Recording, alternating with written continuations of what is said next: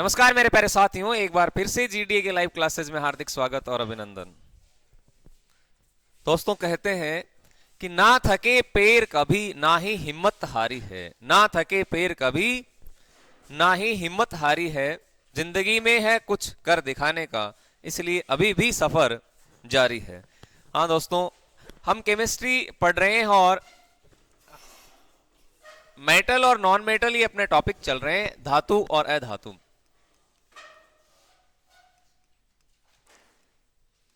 और इसमें कुछ चर्चा हुई है आपकी कल की क्लास में। उपधातु भी थी, मेटल, नॉन मेटल और मेटलॉइड।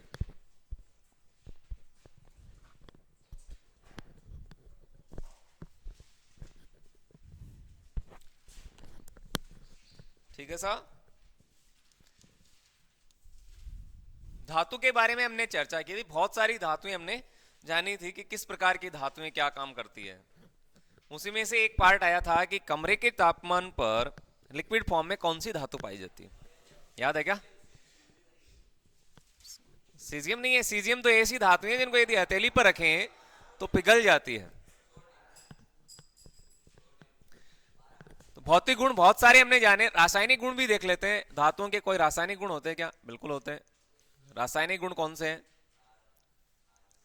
रासायनिक गुण, यदि आपसे सवाल किया जाए कि धातु ऑक्सीजन के साथ अभिक्रिया करती है तो कौन सी गैस देती है?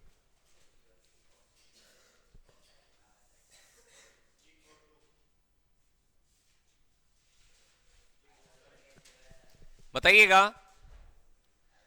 धातुओं के ऑक्साइड की प्रकृति कौन सी होती है? धातुओं के ऑक्साइड की प्रकृति क्या होगी रे?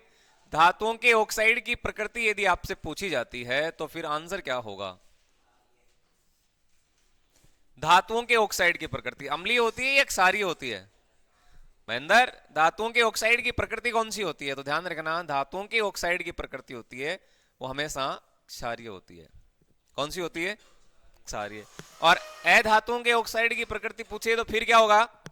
फिर होगा आपके अम्लीय। क्या होगा जी? अम्लीय होने वाला है। तो धातुओं के ऑक्साइड की प्रकृति क्षारीय होती है। कैसे? यह जिंक धातु है, यदि आप ऑक्सीजन के साथ अभिक्रिया करवाते हैं तो ZnO बनेगा, यह जिंक ऑक्साइड बनेगा ने। जिंक ऑक्साइड है ये। और ये एक प्रकार का उभयधर्मी ऑक्साइड भी होता है। क्या होता है? उभयधर्मी ऑक्साइड। ये एक तरह का क्या है? उभयधर्मी ऑक्साइड भी है। परीक्षा में कई बार प्रश्न पूछ लिया जाता है कि उभयधर्मी ऑक्साइड कौन सा है। बहुत बार एग्जाम में सवाल पूछे गए हैं कि उभयधर्मी ऑक्साइड कौन कौन से हैं। तो ध्यान देना, उभयधर्मी ऑक्साइड कौन कौन से होते हैं? उभयधर्मी ऑक्साइड। विनोद नहीं आया क्या? उभयधर्मी ऑक्साइड कौन से हैं? जिंक ऑक्साइड होता है, कार्बन डाइऑक्साइड होता है, एल्यूमिनियम ऑक्साइड होता है। ये सारे के सारे जिंक ऑक्साइड क्या है? आपके उभयधर्मी ऑक्साइड है। कौन से रहेंगे? उभयधर्मी ऑक्साइड। ZnO, CO2, Al2O3 ये सारे क्या है? उभयधर्मी ऑक्साइड है। कौन से है जी? उभयधर्मी ऑक्साइड है। धातुओं के ऑक्साइड की प्रकृति कैसी रहेगी? क्षारीय। कैसी रहने वाली है? क्षारीय रहेगी।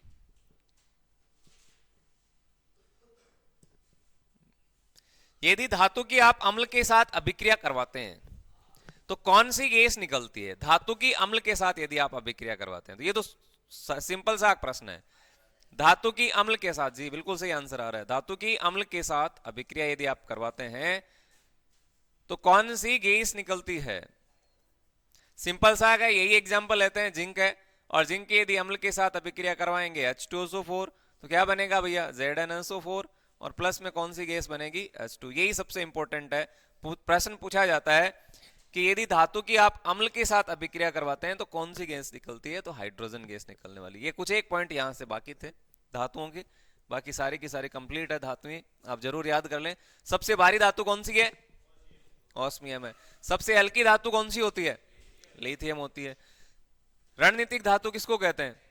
टाइटेनियम है। सबसे कड़ी धातु कौन सी है? ऐसी धातु जिसकी विद्युत ऋणता ज्यादा होती है। फ्लोरीन है क्या? फ्लोरीन धातु है या अधातु है?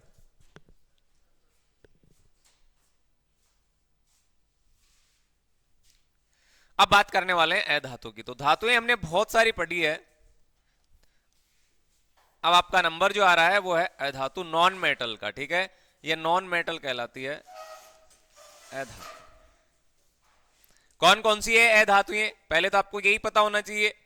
धातु क्या होती है? धातु में इलेक्ट्रॉन त्यागने की प्रवृत्ति होती है और धन आयन बनाने की क्षमता होती है। सिंपल सी बात थी। लेकिन अधातुएं हमेशा क्या करती है? ये ऋणात्मक होती है। क्या होती है? ऋण आयन बनाती है। ये धातुएं हमेशा धनायन बनाने की क्षमता रखती है, लेकिन अधातुएं ऋण आयन बनाती है। कौन सा आयन बनाती है? ऋण। और ये पेरियोडिक टेबल में लेफ्ट साइड में उपस्थित है, बाईं तरफ पाई जाती है ज्यादातर अधातुएं। लेकिन है कौन कौन सी है धातुएं वो देखना। अधातुएं कौन कौन सी है? कौन सी है भाई? अधातु कौन सी है रे? अधातुएं जैसे हाइड्रोजन, आपका कौन सा है? हाइड्रोजन। हाइड्रोजन है, कार्बन है, नाइट्रोजन है, ऑक्सीजन, ये सारी क्या है? ये अधातुएं हैं। अधातुएं होती है, ठीक है। हाइड्रोजन किस प्रकार का है? तो हाइड्रोजन एक अधातु है। क्या है रे? हाइड्रोजन अधातु है। इसको हम गैस का रूप देते हैं। सूर्य है वो सबसे ज्यादा इसी गैस से बना हुआ है। सूर्य का लगभग 70% भाग हाइड्रोजन गैस से बना हुआ है। तो ये आपकी अधातुएं रहेगी जिसमें ऋणायन बनाने की क्षमता सबसे ज्यादा पाई जाती है। सिंपल सिंपल प्रश्न आते हैं। हाइड्रोजन, कार्बन, ये आपकी अधातुएं प्रमुख है। अधातु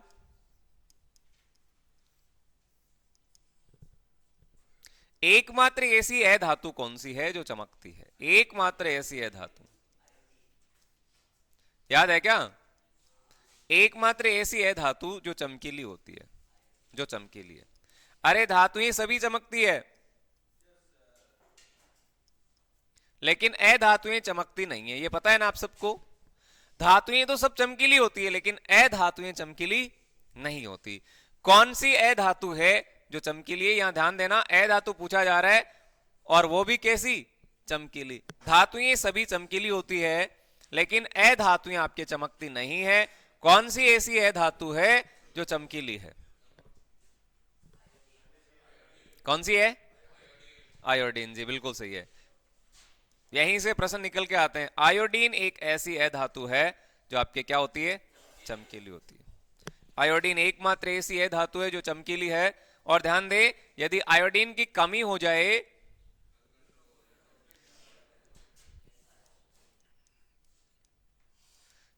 यदि मानव शरीर में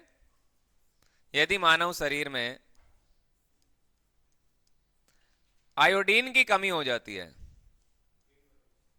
यदि मानव शरीर में आयोडीन की कमी होती है, क्या? आयोडीन की कमी,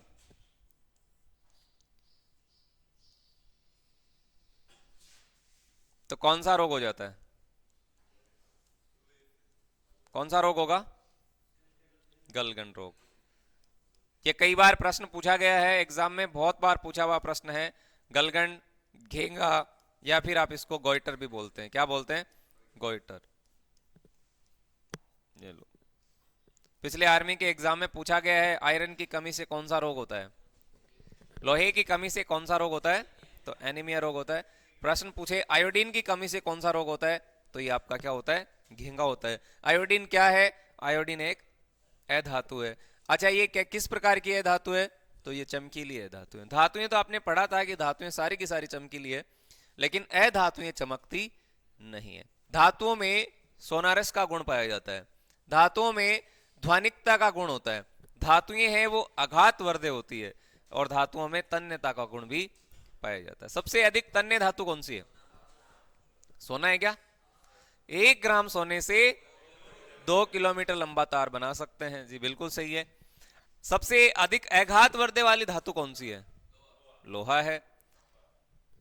सोना, चांदी, ये सभी आघात वर्धक होती है। उष्मा की सर्वोत्तम सुचालक धातु कौन सी है? चांदी है। और कुचालक कौन सी है? लेड, सीसा, बिल्कुल सही है। तो यहां एक प्रश्न आपके सामने आ रहा है, ऐसी अधातु जो उष्मा की सर्वोत्तम सुचालक है। इसका आंसर करना। अधातु जो उष्मा की सुचालक होती है, उष्मा की सुचालक होती है, इसका आंसर करके बताओ आप क्या आंसर रहेगा। अरे आपसे धातु पूछा जाए तो आप चांदी आंसर करते हैं, कॉपर करते हैं, लेकिन प्रश्न को ढंग से पढ़ना। यहां पूछा गया है अधातु, और ऐसी अधातु जो उष्मा की सुचालक होती है, ये कौन सी है? क्या हरियाणा कौन सी होगी? विनोद, विनोद कहां बैठ रहा है नहीं, बताओ भैया। ऐसी अधातु जो उष्मा की सुचालक है, इसका आंसर क्या करना है? क्या होगा रे इसका आंसर? करोली,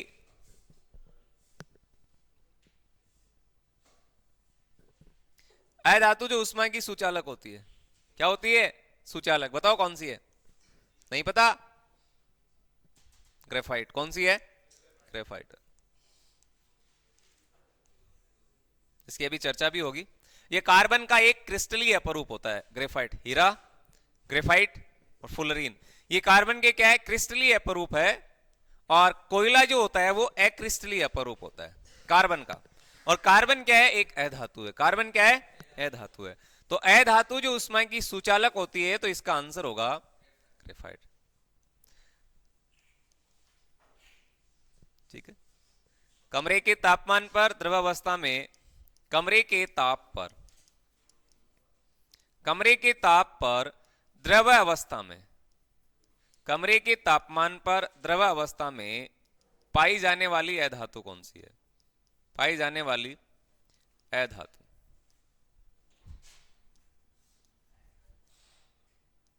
इसका आंसर करो आप। ऐसी अधातु जो कमरे, रूम टेम्परेचर होता है उस पर लिक्विड फॉर्म में होती है, कौन सी है बताओ? अधातु जो कमरे के तापमान पर द्रव अवस्था में पाई जाती है, इसका आंसर क्या रहेगा? क्या आंसर होगा बताओ इसका? क्या करें? ये ज्यादातर गलती करते हैं, ज्यादातर क्या करके आते हैं, इसका पारा कर देते हैं, जबकि पारा क्या होती है? धातु है। यहां तो पूछा गया है अधातु, अधातु पूछा गया है, और इसका आंसर होगा ब्रोमीन। क्या रहने वाला है? ब्रोमीन है। ब्रोमीन का सिंबल क्या होता है? B R. इनमें भी अभी कंफ्यूजन है। बोरॉन का बी है, बेरिलियम बीई है, बेरियम बी ए है, और बोरॉन का होता है बी, लेकिन ब्रोमीन का क्या होगा? बी आर है। ये जरूर ध्यान में रख लेना। तो ब्रोमीन एक ऐसी अधातु है जो आपके रूम टेम्परेचर पर लिक्विड फॉर्म में पाई जाएगी, गलित अवस्था में पाई जाती है। द्रव अवस्था को हम बोलते हैं गलित अवस्था, गलित अवस्था। तो ये मुख्य अधातुएं हैं, और यहां से बहुत सारे प्रश्न बन जाते हैं। एकमात्र ऐसी अधातु जो चमकती है, तो आपका आंसर होगा आयोडीन। अधातु जो विद्युत की सुचालक होती है, तो आपका आंसर होगा ग्रेफाइट। और इसके अलावा कमरे के तापमान पर द्रव अवस्था में पाई जाने वाली अधातु कौन सी रहेगी? तो ब्रोमीन है।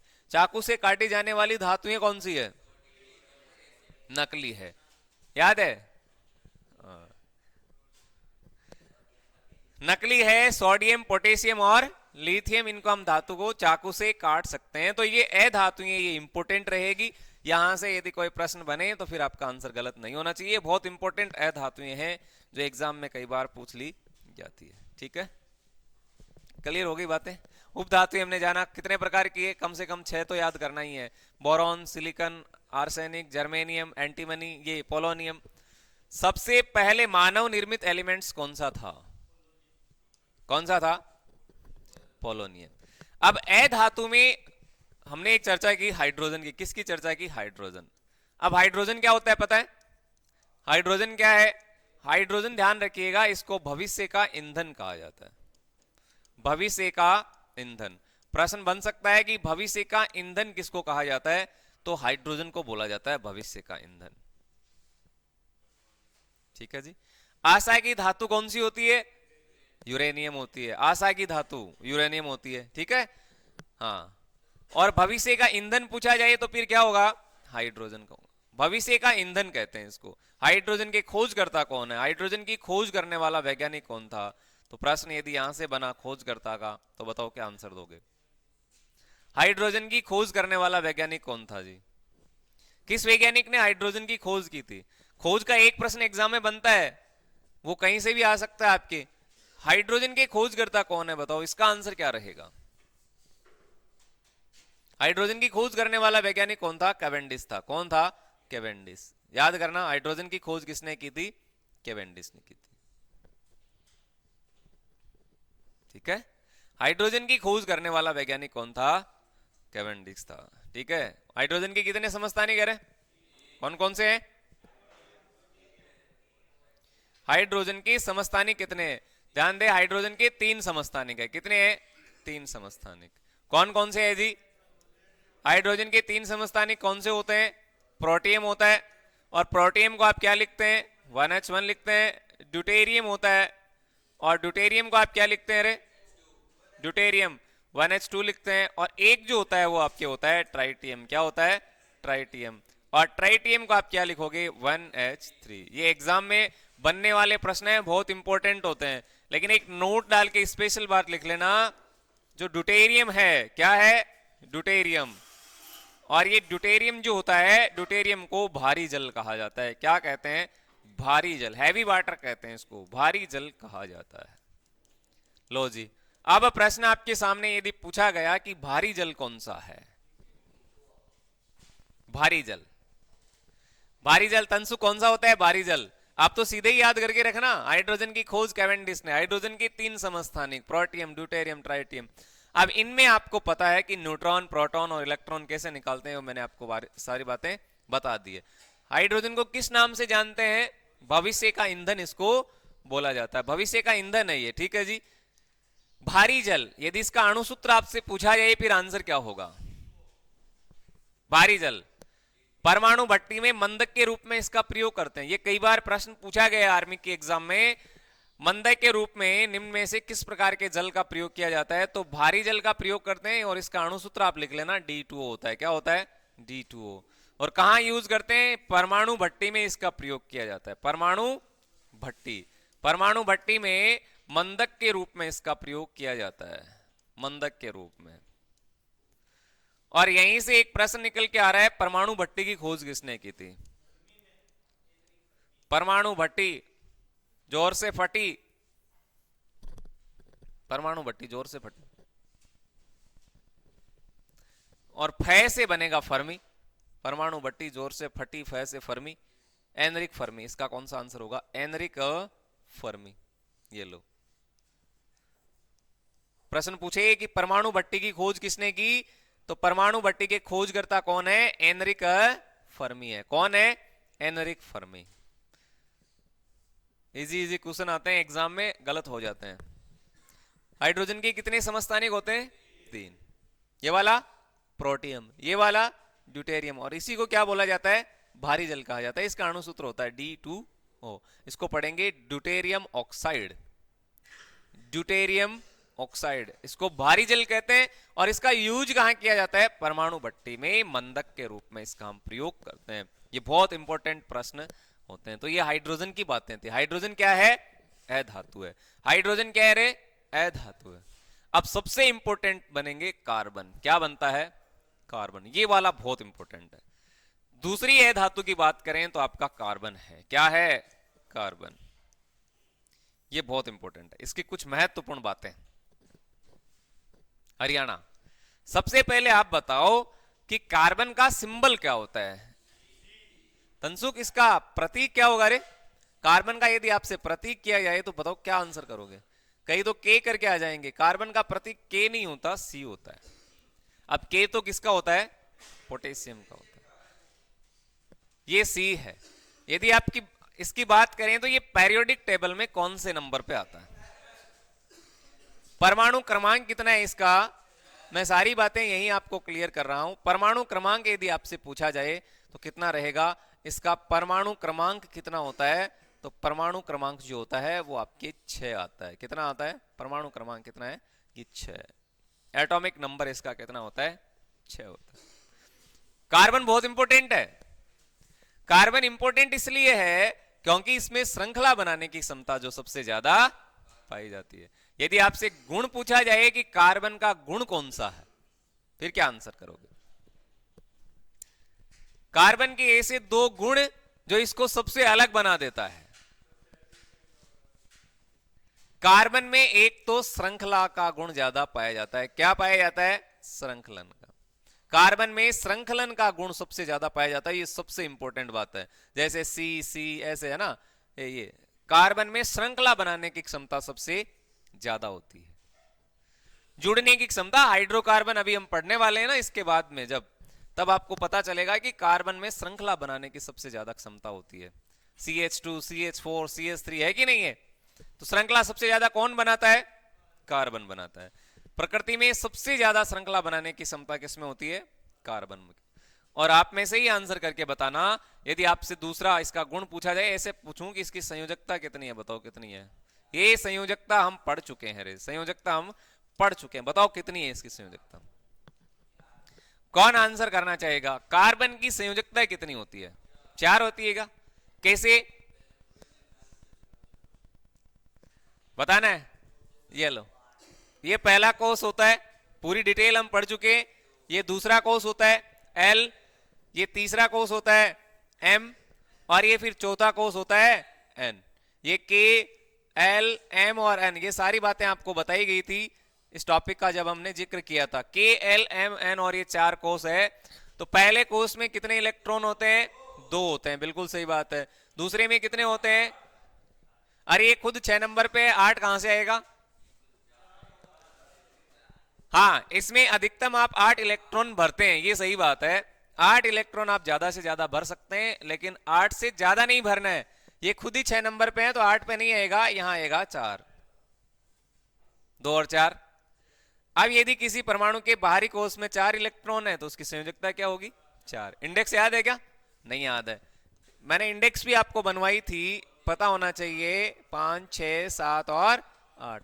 यदि किसी परमाणु के बाहरी कोष में 1 इलेक्ट्रॉन होता है, तो उसकी वैलेंसी 1 होती है जी, संयोजकता 1 होती है। 2 वाले की कितनी होती है? 2। 3 वाले की 3। 4 वाले की 4। यहां से उल्टा चलते हैं, 0 1 2 और 3। ये लो 4 है इसके बाहरी कोष में, तो इसकी संयोजकता कितनी होगी? 4। ये 2 गुण आप जरूर ध्यान में रख लेना। कार्बन के ये 2 इतने इंपॉर्टेंट गुण हैं कि एग्जाम में बनते हैं यहां से प्रश्न। पहला गुण, कार्बन में श्रृंखला बनाने की क्षमता सबसे ज्यादा होती है।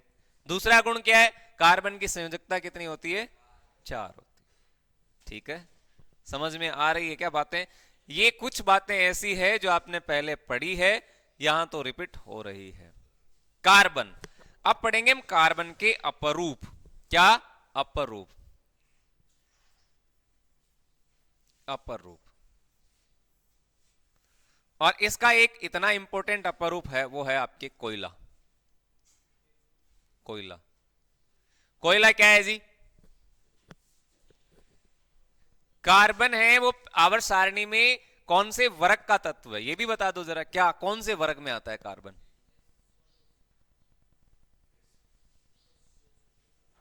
कार्बन कौन से वर्ग में है? 16वें में नहीं है, 16 में तो ऑक्सीजन वाला है। और सलमा सीले तेरी पॉकेट, याद आया क्या कुछ? मैंने आपको पढ़ाए थे सारे, पेरियोडिक टेबल आपको बताई थी। कार्बन है ना, ये कार्बन ये आवर्त सारणी के कौन से वर्ग का तत्व है? वर्ग का तत्व पूछे तो क्या बताओगे? वर्ग का तत्व। अरे तंसुक, ये कार्बन किस वर्ग में आता है बताओ? ये आवर्त सारणी के कौन? अच्छा, आवर्त सारणी में कुल कितने वर्ग है? 18 है क्या? 18 वर्ग है? 18 होते हैं आधुनिक आवर्त सारणी में। और आवर्त कितने हैं? 7 है। वाह, गुड। तो ये कौन से वर्ग में आता है? कार्बन ये 14वें वर्ग में आता है। कौन से वर्ग में है? 14वें वर्ग में। इसके अलावा आपको पता है क्या कार्बन के साथी कौन है? काशी गए शंकर है, काशी गए शंकर प्रभु, काशी गए शंकर है प्रभु। आपको याद है क्या? ये वाले होते हैं। इसकी चर्चा तो हम जब पेरियोडिक टेबल पढ़ेंगे ना, उस समय बता दी जाएगी आपको। जब आवर्त सारणी हम पढ़ेंगे तो उस समय आपको बताया जाएगा ये पूरे के पूरे। ठीक है, काशी गए शंकर प्रभु, ये 14वें वर्ग का तत्व है। तो कार्बन का गुण कौन सा है? एक तो श्रृंखला सबसे ज्यादा बनाता है, दूसरा गुण क्या है? 4 इसकी संयोजकता होती है। ठीक है जी, कंप्लीट है। कार्बन के अपरूप में 2 प्रकार के अपरूप आएंगे। एक तो होगा क्रिस्टलीय अपरूप, सीधा आपका एग्जाम में प्रश्न बनता है कि क्रिस्टलीय अपरूप कौन सा है, अक्रिस्टलीय अपरूप कौन सा है। तो क्रिस्टलीय अपरूप तो आपके हीरा, ग्रेफाइट और फुलरीन है ना, है कि नहीं? हीरा होता है, ग्रेफाइट होता है और फुलरीन होता है। और अक्रिस्टलीय अपरूप का एक टाइप होगा, वो होगा आपके कोयला। कौन सा है? कोयला। तो कोयले के महत्वपूर्ण सवाल कौन से बनते हैं? कोयला पहला। कोयला लगा लें आप हेडिंग, कोयला। कोयला ये कार्बन का अक्रिस्टलीय अपरूप है, ये ध्यान रखिएगा आप, यहां कंफ्यूजन होती है। ये अक्रिस्टलीय अपरूप है। क्या है? अक्रिस्टलीय अपरूप है। ये कार्बन का कौन सा अपरूप है? ये अक्रिस्टलीय अपरूप है। हम पढ़ रहे हैं अधातु। क्या पढ़ रहे हैं? अधातु। अधातु में आपने जाना हाइड्रोजन, इसके बाद में आप पढ़ रहे हैं कार्बन। और कार्बन के बहुत सारे गुण होते हैं, बहुत सारे इसमें बातें होती है। उनमें से एक है कार्बन का जो अक्रिस्टलीय अपरूप है, वो कौन सा होगा? कोयला होगा। कोयला कार्बन का अक्रिस्टलीय अपरूप है। कार्बन को ही कोयला कहते हैं। कार्बन को ही क्या कहते हैं? कोयला कहते हैं। यदि आप कार्बन को जलाते हैं, कार्बन को आप जलाते हैं, और जलाने के लिए हम कौन सी गैस का प्रयोग करते हैं? ऑक्सीजन। ऑक्सीजन खुद नहीं जलती, लेकिन जलाने में सहायक है। जब ये कार्बन के साथ क्रिया करेगी तो ये कार्बन डाइऑक्साइड बनेगी। और यहां से सानिया का आंसर होगा, ये दी गई अभिक्रिया कौन सी है? हमने अभिक्रिया भी बहुत सारी पढ़ी है। बेरा जी ये कौन सी रिएक्शन है? यहां से 2 से लेकर 3 प्रश्न में आपसे पूछना चाहूंगा। पहला, ये कौन सी अभिक्रिया है? संयोजन है। संयोजन है, एडिशन रिएक्शन है। कैसे पता चला? आपको बताया गया था कि तीर के निशान से पहले यदि प्लस आता है, बाद में नहीं आता, तो संयोजन है। सीधी सी बात है, आपको पहचान करनी है ना। आपका तो प्रश्न का उत्तर सही होना चाहिए, इतना ज्ञान भी लेने की आवश्यकता है नहीं। प्रश्न के उत्तर आप सही कर दो, आपका सिलेक्शन होना जरूरी है। तो कार्बन प्लस ऑक्सीजन, ये रहा तीर का निशान, उससे पहले आपको प्लस दिख रहा है, बाद में नहीं दिख रहा, इसका मतलब ये संयोजन अभिक्रिया। पढ़ी थी ना अभिक्रिया। दूसरा प्रश्न ये होता है यहां से कि मुझे ये बताओ कि इसमें कौन सा चेंज हो रहा है? ये फिजिकल चेंज है या केमिकल चेंज है? ये भौतिक परिवर्तन है या रासायनिक परिवर्तन है? संजोग, ये भौतिक परिवर्तन है या रासायनिक है? केमिकल रिएक्शन है, किसने बोला? अच्छा, केमिकल रिएक्शन क्यों है? ये बताओ क्यों है ये? इसका कारण क्या है? ये केमिकल रिएक्शन है। पहली बात तो आपको, हाँ गौरव ने आंसर सही किया है। अरे जो अभिक्रिया होती है वो सारी रासायनिक अभिक्रिया होती है, और रासायनिक अभिक्रिया है तो रासायनिक परिवर्तन होगा ना, ये रासायनिक परिवर्तन है। अरे कार्बन और ऑक्सीजन से हम कार्बन डाइऑक्साइड तो बना सकते हैं, क्या इसको हम ऑपोजिट कर सकते हैं क्या? ऐसे कर सकते हैं क्या? CO2 C+O2 ऐसे कर सकते हैं क्या? बताओ, कर सकते हैं क्या? कर सकते हैं। दूध से दही बन सकती है कि नहीं बन सकती? दही से दूध बन सकता है? नहीं बन सकता। तो इसका मतलब रासायनिक परिवर्तन है, सीधी सी बात है। अब इसको आप ऐसा करते हैं तो ये वियोजन अभिक्रिया बनेगी। कौन सी अभिक्रिया बनेगी? ये वियोजन। आपने पढ़ा था ना संयोजन और वियोजन। लेकिन कार्बन डाइऑक्साइड गैस है, क्या है ये? गैस है। कार्बन डाइऑक्साइड क्या है? गैस है। अरे कार्बन डाइऑक्साइड क्या है? गैस है। क्या गैस को आप तोड़ सकते हैं? गैस को आप विभाजित कर सकते हैं क्या? नहीं कर सकते। गैस को विभाजित नहीं कर सकते, इसलिए ये क्या है? क्या है ये? संयोजन अभिक्रिया है और रासायनिक परिवर्तन है। ध्यान में रखना ये किस प्रकार का परिवर्तन है। ये रासायनिक, जितनी भी रासायनिक अभिक्रिया है ये रासायनिक परिवर्तन ही रहने वाले हैं। एग्जाम में प्रश्न बहुत बार पूछे गए हैं। कोयले का दहन, कोयले का दहन किस प्रकार का आपके रहेगा? तो ये रासायनिक परिवर्तन है, और ये कोयले का दहन ही हो रहा है। मोमबत्ती का जलना, भौतिक और रासायनिक दोनों टाइप आएंगे उसमें। बाकी आप ध्यान में ध्यान रखना कि बहुत सारे मैंने एग्जाम्पल भी वहां लिखवाए थे। तो कोयला है, इसके 4 प्रकार है। कितने प्रकार है? 4। नोट करें आप, नोट डाउन कर लें। कोयले के 4 प्रकार होते हैं। बहुत बच्चों को तो याद है, लेकिन कईयों को याद नहीं है। कोयले के 4 टाइप कौन कौन से हैं? एंथ्रासाइट होता है, बिटुमिनस होता है, लिग्नाइट होता है, और क्या होता है? पीट होता है। तो एंथ्रासाइट, एंथ्रासाइट ए क्या होगा रे? बिटुमिनस, और इसके अलावा क्या है? लिग्नाइट, और एक वो जो इसका टाइप आएगा वो रहेगा आपके पीट। एंथ्रासाइट, बिटुमिनस, लिग्नाइट और पीट। कल हम एक नए टॉपिक के साथ चलेंगे, ये तो बचा हुआ पार्ट है कल का। धातु और अधातु, और अधातु हम पढ़ रहे हैं, उसमें हमने हाइड्रोजन को जाना, और अब है कार्बन। कार्बन में बहुत सारी बातें होती है, उन्हीं में से एक टाइप आ रहा है आपके कोयला। तो कोयले के चार प्रकार होते हैं। कोयले के कितने प्रकार होते हैं जी? चार। एंथ्रासाइट, बिटुमिनस, लिग्नाइट और पीट। प्रश्न क्या बनना है? प्रश्न ये बनेगा कि एंथ्रासाइट जो होता है ये सबसे अच्छी किस्म का कोयला है, सबसे उत्तम श्रेणी का कोयला है, सबसे उत्तम श्रेणी का कोयला है, यानी सबसे बढ़िया कोयला है। कोयला भी अच्छे है, कोयले तो अच्छे होते कि नहीं होते? सबसे अच्छा कोयला कौन सा है? एंथ्रासाइट है। सबसे अच्छा कोयला कौन सा है? एंथ्रासाइट। क्यों है?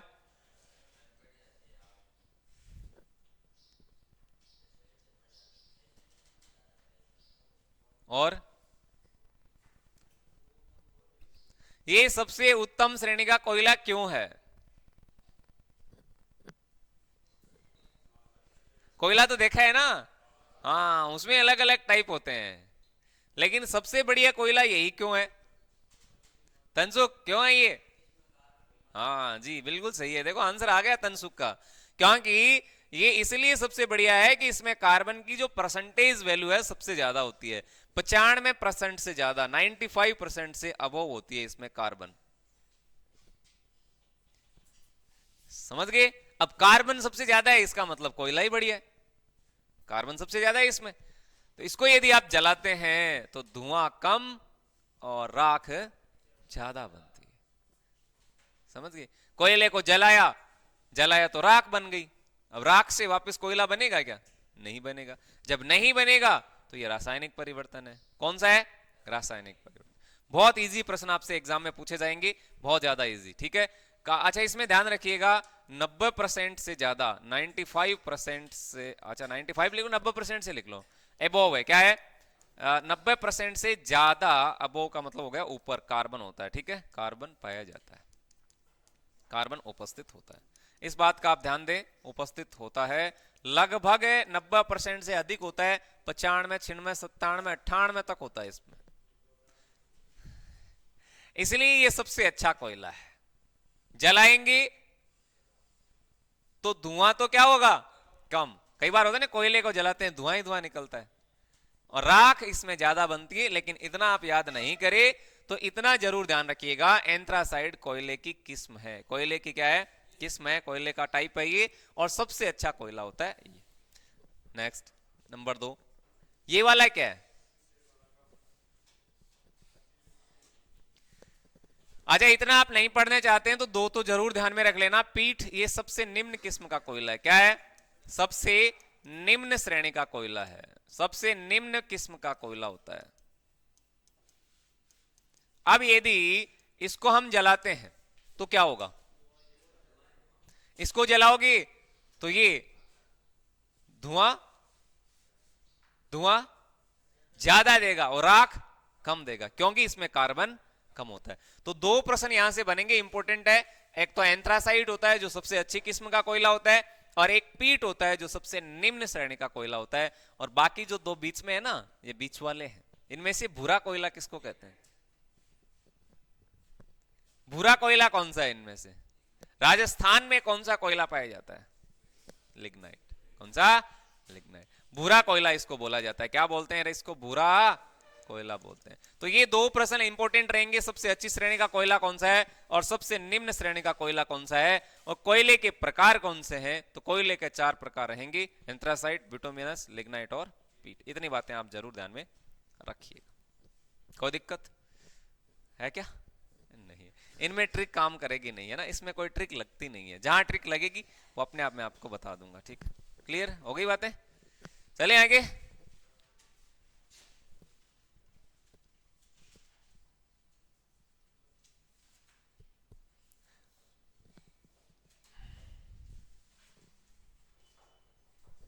ठीक है, एक और है धातु का नाइट्रोजन, देखते हैं क्या। नाइट्रोजन, नाइट्रोजन बताओ। पहली बात, नाइट्रोजन का सिंबल क्या रहेगा? एन रहेगा। क्या रहेगा? एन। कार्बन के यौगिक भी होते हैं, कार्बन के यौगिक होते हैं दो टाइप के, इसके इंपोर्टेंट यौगिक है, आप यौगिक लिखना चाहे तो लिख लेना। कार्बन के दो यौगिक रहेंगे, एक तो आपके कार्बन मोनोऑक्साइड है, एक कार्बन डाइऑक्साइड है, ये दोनों इंपोर्टेंट है। और यहां से तो आपको पता है कि लगभग आर्मी के पेपर में प्रश्न पूछा ही गया है, और मैंने खूब कई बार यहां से बताया भी है। CO2 क्या है? ये वायुमंडल में 0.03% इसकी वैल्यू है, लेकिन ध्यान दे ये प्रमुख हरित गृह गैस है। हाँ, नए भी आए कई बच्चे, मैं बार बार आपको बताता हूं कि ये प्रमुख हरित गृह गैस है। हरित गृह गैस CO2 क्या है? हरित गृह गैस है, हरित गृह गैस है। ये ग्रीन हाउस गैस है, ये बहुत इंपॉर्टेंट बात है। और ये वाला तो आपको पता है, ये सबसे जहरीली गैस है। सबसे जहरीली, अलग से नोट कर लेना, सबसे जहरीली गैस कौन सी होती है? तो सबसे जहरीली गैस यदि आपसे पूछा जाए, मैं एक बार इसको यहां से, सबसे जहरीली गैस कौन सी है? लेंगे नाइट्रोजन। सबसे जहरीली गैस कौन सी है? तो कार्बन मोनोऑक्साइड होती है, CO होती है, कार्बन मोनोऑक्साइड। अंगीठी में होती है, बंद कमरे में यदि आप अंगीठी जला के सो जाते हैं, दरवाजा कमरे ये सारे बंद कर लेते हैं, तो व्यक्ति की मृत्यु भी हो सकती है, क्योंकि ये वाली है जो ऑक्सीजन के साथ घुल के कार्बो ऑक्सी हीमोग्लोबिन बना लेती है, जो आपकी जहरीली गैस है। ब्लड है वो आपके विषैला हो जाएगा, जब ब्लड विषैला हो जाएगा तो मनुष्य की मृत्यु भी संभव है। और ये कहां पाई जाती है? सिगरेट के धुएं में पाई जाती है। कहां होती है? सिगरेट के धुएं में। प्रश्न यदि आपसे पूछा गया कि सिगरेट के धुएं में कौन सी गैस होती है, तो सिगरेट के धुएं में कार्बन मोनोऑक्साइड गैस होती है। मैं पहले भी कई बार चर्चा यहां से कर चुका। सबसे जहरीली गैस कौन सी है? Carbon monoxide. कहां पाई जाती है? सिगरेट के धुएं में। हाँ, ये भी सत्य है। कोई व्यक्ति सिगरेट का सेवन कर रहा है और उसके पास में बैठा है ना, उसको भी ज्यादा नुकसान है। हाँ, किसी का भी सेवन करो, उसमें से यही निकलने वाला है। अरे एक सिगरेट पी रहा है, उसके पास में कोई व्यक्ति बैठा है, उससे पूछा भाई यहां क्यों बैठा है? मैं तो इनका सिगरेट का इनका सेवन ही नहीं करता। नहीं करता तो क्या, पास में तो बैठा ही है। पास में बैठा है इसका मतलब उसका धुआं आपके नासा छिद्र से अंदर जा रहा है। जब ऐसा होगा तो आपको भी इसका नुकसान है। तो कई जगह ऐसा लिखा जाता है कि धूम्रपान वर्जित है। सरकारी कार्यालयों के आगे आपने देखा होगा धूम्रपान वर्जित लिखा हुआ मिलेगा, होता है कि नहीं होता? धूम्रपान नहीं करे, है? धूम्रपान नहीं करना चाहिए, सेहत के लिए क्या है? हानिकारक। अच्छा, हानिकारक है। तो कई बार आपने देखा होगा कि जो होते हैं ये क्या क्या बोलते हैं उसको भैया, जो ये खाने वाले पदार्थ कई खाते हैं, उस पर लिखा लिखा मिलेगा आपको कि हाँ ये स्वास्थ्य के लिए हानिकारक है, फिर भी खाते हैं उनको। वाह, है लिखा हुआ मिलेगा ना, फिर भी खा लेते हैं। तंबाकू, हाँ तंबाकू खाना स्वास्थ्य के लिए क्या है? हानिकारक। गुटखा खाना, तंबाकू, गुटखा खाने से तो आपको पता है कि सब म्यूकस फाइब्रोसिस रोग होता है। गुटखा, जो गुटके का सेवन करते हैं ना, आपने कक्षा 10 में भी पढ़ा होगा, सब म्यूकस फाइब्रोसिस, मुंह के जबड़े हैं वो कठोर हो जाते हैं गुटखा खाने से। हाँ, मुंह के जबड़े एकदम कठोर हो जाते हैं, फिर मुंह खुलता नहीं है, खाना खाने में दिक्कत होती है, जबरदस्त ऐसे खाना डालना पड़ेगा फिर। तो गुटके का सेवन आप नहीं करें, सिगरेट का सेवन आप नहीं करें, जो ये गलत चीजें हैं उनका आप सेवन कदापि नहीं करेंगे। क्या हुआ? हरित गृह गैसें में कई बार चर्चा कर चुका, आप लिख लें इसको, एक बार मैं पुनः इसको नोट करवा देता हूं, इसकी ट्रिक मैंने कई बार लिखाई। मीना का जलवा, मीना का जलवा आपको याद है क्या? मीना का जलवा क्या है? अरे मीना का जलवा क्या है? हरित गृह गैस है, ये मीना का जलवा है भाई, मीना का जलवा। और मीना का जलवा एक हरित गृह गैस है, हरित गृह गैस। मी से क्या बनेगा रे? मिथेन। मिथेन जो होता है इसका अणु सूत्र क्या होता है? CH4। इसको गोबर गैस कहते हैं। आप गोबर में पाई जाती है, गोबर में होती है, गोबर गैस है ये। दलदली गैस है ये, मार्स गैस इसको कहते हैं, बहुत सारे नाम है, आप याद करना। मिथेन, इसकी कल चर्चा होगी, विस्तार से चर्चा करेंगे मिथेन ये किस श्रेणी का यौगिक है। कल का अपना टॉपिक हाइड्रोकार्बन रहेगा, जिसमें हम पढ़ेंगे एल्केन, एल्किन, एल्काइन क्या होते हैं सारे के सारे। ना से आप बनाओगे नाइट्रस ऑक्साइड। क्या बनाओगे? Nitrous oxide. नाइट्रस ऑक्साइड क्या है? Nitrous oxide. और ये आर्मी में पूछा हुआ प्रश्न है, क्या पता ये आर्मी वालों को क्या हो रखा है, यहाँ इस कार्बन डाइऑक्साइड या हरित गृह गैसें जो होती है इसके इर्द गिर्द वाले बहुत बार प्रश्न वो लेते हैं एग्जाम में। N2O, अब कहीं NO2 मत कर देना रे गलती से, कई बार पढ़ लेते हैं NO2 नाइट्रस ऑक्साइड, ये ऐसा नहीं होगा, ये N2O है। और इसी को कहा जाता है हंसाने वाली गैस। क्या कहते हैं? हंसाने वाली गैस। हाँ, हंसाने वाली गैस। आपने देखा है ना, लाफिंग गैस कहेंगे इसको। क्या बोलेंगे? Laughing gas. इस गैस का यदि कोई व्यक्ति सेवन करता है, सेवन का मतलब क्या हुआ, इसका कोई यूज कर ले तो उसको हंसी आती है, हंसी रुकती नहीं है। फिल्मों में आपने अवश्य देखा होगा, ऐसा यूज करते हैं ना, हंसाने वाली गैस है। इसके अलावा अश्रु गैस भी होती है। अश्रु गैस के गोले दागे जाते हैं जब आप युद्ध में आप देखते होंगे, कई जगह युद्ध हो जाते हैं तो वहां अश्रु के गोले, आंसू के गोले, अश्रु गैस छोड़ा जाता है। अश्रु गैस को छोड़ते हैं तो आंख में आंसू ही आंसू टपकते हैं। अब आंसू को संभालें कि युद्ध को संभालें? आंसू आंसू इतने ज्यादा टपकने लग जाते हैं कि पता ही नहीं चलता क्या करना है क्या नहीं करना, ऐसा लगता है जैसे आंख में कोई मिर्ची डाल रखी है। तो ये हंसाने वाली गैस है अश्रु गैस। क्लोरोपिक्रीन को कहा जाता है। किसको बोला जाता है? क्लोरोपिक्रीन को अश्रु गैस बोलते हैं। ये वाला है नाइट्रस ऑक्साइड, ध्यान में रखिएगा, ये नाइट्रस ऑक्साइड है और इसको कहेंगे हम हंसाने वाली गैस। बार बार मैं इसकी चर्चा करता हूं। ये वाला ये रहा, देखो ये रहा carbon dioxide, carbon dioxide, carbon dioxide, carbon dioxide. ये लीजिए, कार्बन डाइऑक्साइड का प्रयोग कहां करते हैं? शीतल पेय पदार्थों में। कहां करते हैं? शीतल पेय पदार्थों में। ये प्रमुख हरित गृह गैस है जो वायुमंडल में, इसका मतलब हरित गृह गैस के रूप में अकेली 60% पाई जाती है। कितनी? 60%। 60% अकेली मौजूद है। ये कौन सी? Carbon dioxide. हरित गृह गैस के रूप में ये सबसे ज्यादा पाई जाती है। समझे क्या? शीतल पेय पदार्थों में इसका यूज होता है।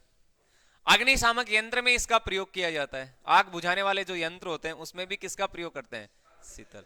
और आर्मी के पेपर में पूछा हुआ प्रश्न है, ये शीतल पेय पदार्थों में किसका प्रयोग करते हैं? तो कार्बन डाइऑक्साइड गैस का ही प्रयोग करते हैं। जलवा, ये रहा जल वाष्प, ये क्या रहेगा? जल वाष्प। तो इतनी बातें आप जरूर ध्यान रख लेना, ये हरित गृह गैस है। पुनः ये प्रश्न निकल के आया तो आप इसको अवश्य नोट कर लें। नेक्स्ट नाइट्रोजन रहेगा। नाइट्रोजन तीसरी अधातु का हम प्रयोग करेंगे नाइट्रोजन के रूप में। नाइट्रोजन, बताना भैया नाइट्रोजन के खोजकर्ता कौन है? बताओ। पहले तो इसका सिंबल पता होना चाहिए। नाइट्रोजन का सिंबल क्या है? एन होता है। नहीं है, ठीक है। नाइट्रोजन के खोजकर्ता कौन है? नाइट्रोजन के खोजकर्ता कौन रहेंगे भैया? रदरफोर्ड। कौन है? रदरफोर्ड। अरे नाइट्रोजन की खोज करने वाला वैज्ञानिक कौन था? रदरफोर्ड। लेकिन यहां से इंपॉर्टेंट सवाल बनता है कि जो बेल होता है, बेल, अरे अमरवेल नहीं है, अमरवेल तो पैरासाइट्स है ना, वो तो आपके परजीवी है। हम बेल की चर्चा कर रहे हैं। बेल, बेल, हाँ वही, हाँ। बेल का जो वीर्य होता है ना, बेल का वीर्य, वो नाइट्रोजन गैस की उपस्थिति में लिक्विड फॉर्म में पाया जाता है। ये जरूर ध्यान रखना आप। बेल का जो वीर्य होता है उसको कौन सी गैस की उपस्थिति में आप तरल अवस्था में रख सकते हैं? तो बेल के वीर्य को नाइट्रोजन गैस की उपस्थिति में तरल अवस्था में रखा जाता है। यस, सही आंसर आया देखो। और ये प्रश्न हाल ही में राजस्थान की एग्जाम में भी पूछा गया था। आई थिंक शायद वो एग्जाम आपकी सीटी की हो सकती है। हाँ, बेल का जो वीर्य है उसको लिक्विड फॉर्म में रखा जाता है नाइट्रोजन गैस में, और वो -196 डिग्री की उपस्थिति में होता है। ये भी आप जरूर ध्यान रखिए। ये भी राजस्थान की हाल ही में संपन्न हुई भर्ती में प्रश्न पूछा भी गया था। शायद एलडीसी या सीटी के एग्जाम में यहां से सवाल बना हुआ होगा। ये राजस्थान की एग्जाम में पूछा गया है हाल ही में। नाइट्रोजन गैस, ठीक है। और बाकी बढ़िया है। बाकी के जो टॉपिक है वो हम कल की क्लास में चर्चा करेंगे। अभी के लिए आपके सामने एक सवाल रहेगा, सवाल का आंसर करना, ठीक है। एक प्रश्न में लेता हूं, आंसर आप कर देना। देखते हैं किसका सही जवाब आने वाला है। कार्बन का क्रिस्टलीय अपर रूप नहीं है। देखता हूं किसका सही आंसर आ रहा है भैया। हीरा, ग्रेफाइट, फुलरीन,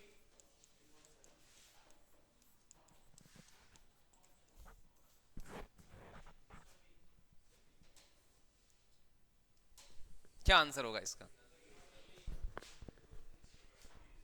कार्बन का क्रिस्टलीय अपरूप नहीं है, कौन सा नहीं है ये पूछा गया आपसे। क्या करें इसका आंसर बताओ। कार्बन के दो अपरूप होंगे, एक तो होगा क्रिस्टलीय अपरूप और दूसरा होगा अक्रिस्टलीय अपरूप।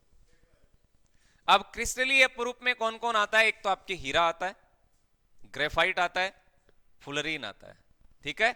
और इसके अलावा जो पार्ट बचते हैं वो सारे अक्रिस्टलीय अपरूप होते हैं।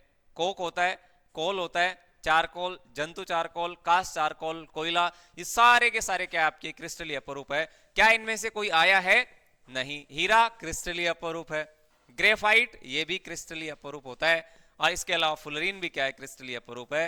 ये सारे के सारे दिए गए ऑप्शन सही नहीं है, ये रहेगा इसका आंसर। क्लियर है क्या? चलो भैया ठीक है। तो ये थी आज की हमारी क्लास, मिलते हैं आगे, तब तक के लिए जय हिंद, जय भारत, वंदे मातरम।